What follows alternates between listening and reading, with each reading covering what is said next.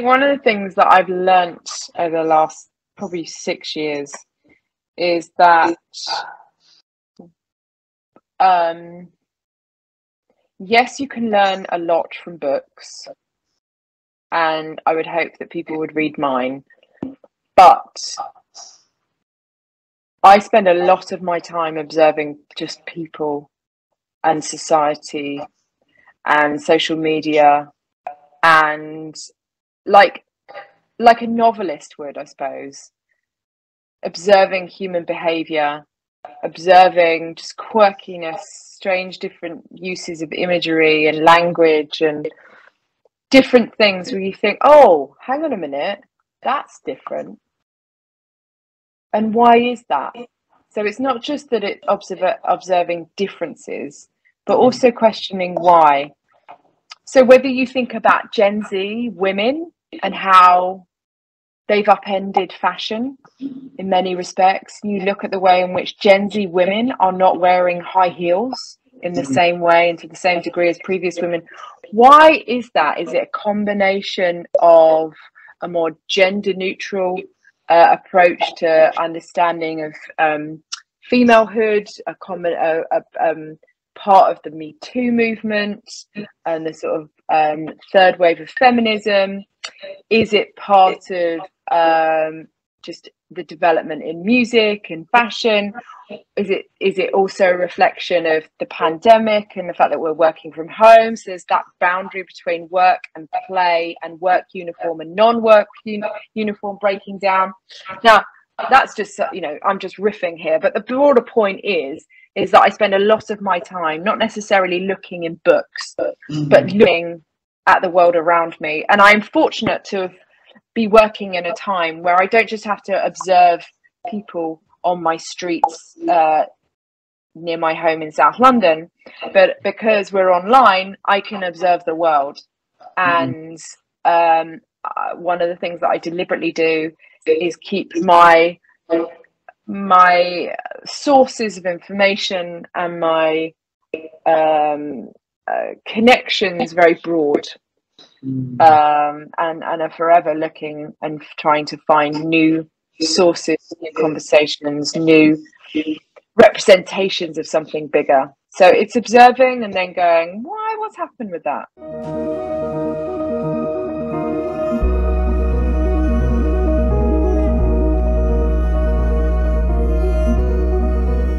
You are recovering in less than 2 months, and after recovering, you attended and you ran the London Marathon, right? And at the same time, you studied for your master's degree also. Where did you come up with that idea, Chris? Well, I think it was day 2 when I was in intensive care that I decided to do the marathon less than a year after leaving hospital. And I didn't know how difficult it would be then, but I told this nurse, and I said, I'm going to do the London Marathon less than a year after leaving hospital. I'm going to get my place booked. And then a few hours later, they sent a psychiatrist to come and talk to me. Because? Well, I think because they thought I hadn't come to terms with what had happened to me, but I had. I was totally realistic. And he spoke to me a few times, and then he phoned my mother. He said to her, he said, look, Mrs. Moon, I just wanted to let you know, I've never seen anything quite like it. Your son has completely accepted what's happened to him. He's recognized that he needs to change his thinking. And I wanted to let you know that he is as sane as I am.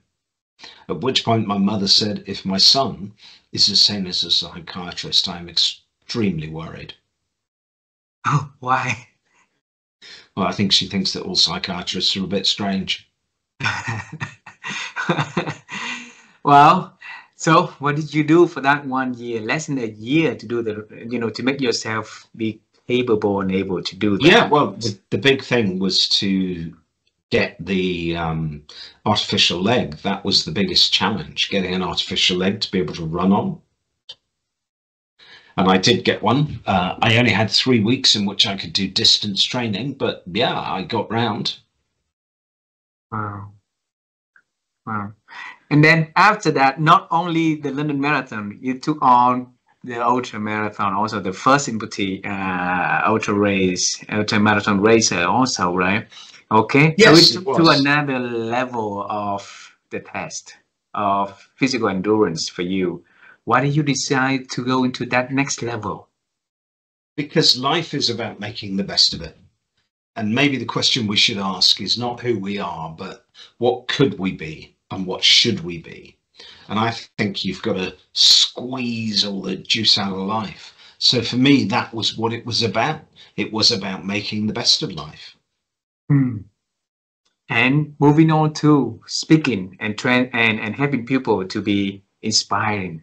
How did that happen along the way?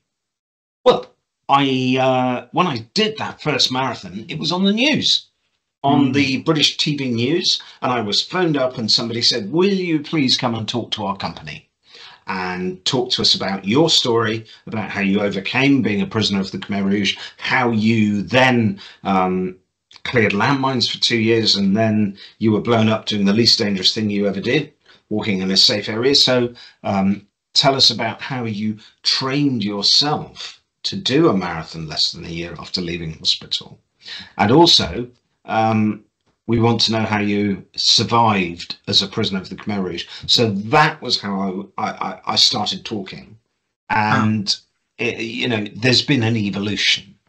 I have read hundreds of books on the process of achievement, on the psychology of achievement.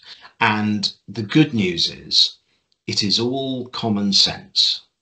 The bad news is that common sense is not very common. Wow.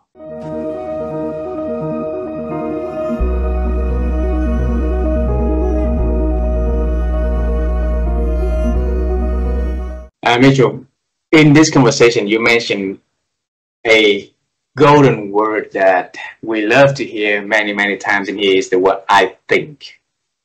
All right. And my wife and I, we form a company called Rewire Thinking Lab because we want to help people to improve their ability to think. And through conversation like this is the best way for us to help people to expand their thinking simply by listening to the experts sharing how they've been expand their ability to think.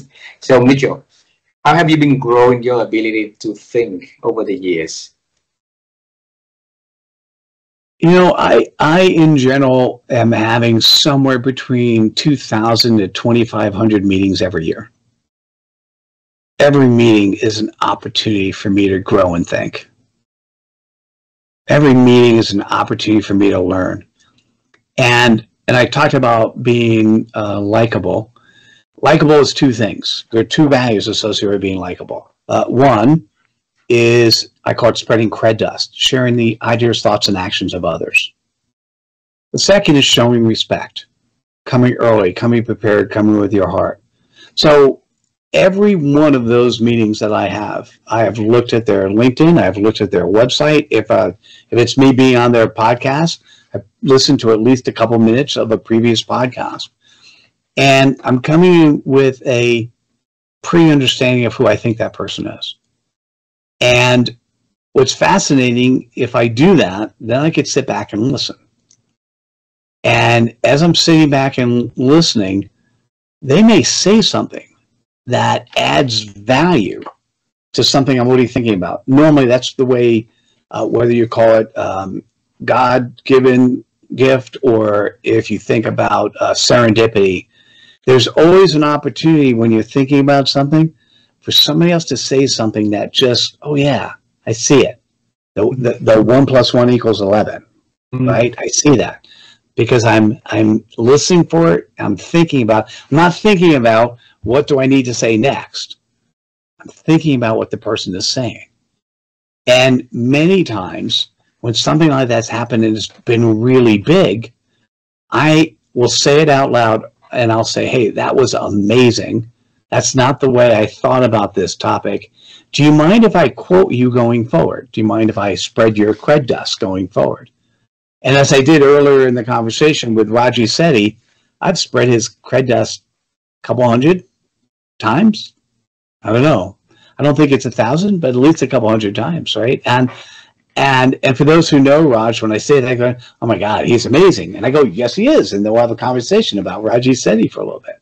And so I think the best way to go about showing up that way is showing up with the intent, knowing before you go into a meeting, knowing what you want to get out of the meeting. Mm-hmm. And when somebody asks, what do you want to get out of the meeting? A lot of times my response is, well, just good old-fashioned networking. I want to know a little bit about you. If it makes sense, I'll be happy to tell you a little bit about me. And what I'm looking for is there any synergy in any way? And I actually had somebody today go, yeah, unless I have a specific reason for a meeting, I don't meet with people. And I'm like, that's interesting. Best of luck with everything you do in life. I didn't say this. I can't change your opinion. So I just disconnected from him because that's not my job, right? It's my job. The way I see job, and to me, work equals fun. So I play all the time. So my role is if somebody is ready, they'll come. And whether or not I am the teacher, the master, or the student, I want to prepare myself for that scenario as many times. And typically I'm meeting with somewhere between 8 to 12 people every Tuesday, Wednesday, Thursday. I do client work on Mondays and Fridays. And so newer people are Tuesday, Wednesday, and Thursdays. And I always come prepared. I come prepared for the favorite word I like to say. I come prepared for magic.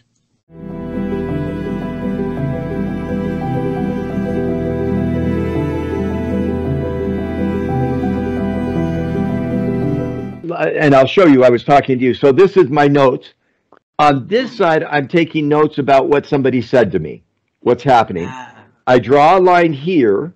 And on this side, I'm trying to say, what are the principles or the ideas that somebody talked about? So this is, I have notes in our conversation. So here's what we talked about to begin. And here's some of my comments based on what I'm learning from you. And so this is the discussion. This is my lesson learned. And I do that on almost every meeting I'm in. This is the dialogue, and this is the idea friend. And I often organize the ideas into little buckets and boxes, and I have found that really helpful. Again, every page of my notes. Here's the conversation. Here's the ideas. Here's the conversation. Here's the ideas in 3 buckets. So I constantly am listening. What's the idea, and what are the buckets that idea fits in? That's the work I enjoy doing with you. I have some ideas that you taught me already. Here's my page with you. I'm still thinking about what the ideas are, but you taught me about Adecco and talent management, about Asian operation, about Vietnam's growth through service and retail. And I'm over here thinking, wow, what does that mean in terms of meaning and values and principles? And so I'm always trying to find the ideas that people will find helpful. And that's what I do to learn. And then after I fill out a whole pad of paper, and I'm just about done, tonight or tomorrow I'll sit down. This has been about 2 weeks of paper, 3 weeks. I'll summarize that in a computer file and say, here's some of the new ideas. And then when I write a book, I go back into that computer file. I can show you the file, and I have ideas that people taught me in the last few weeks, and I can show. I just keep track of those. And then when I go to write, I go, wow, that was an idea. Let me try to weave that into some of my thinking.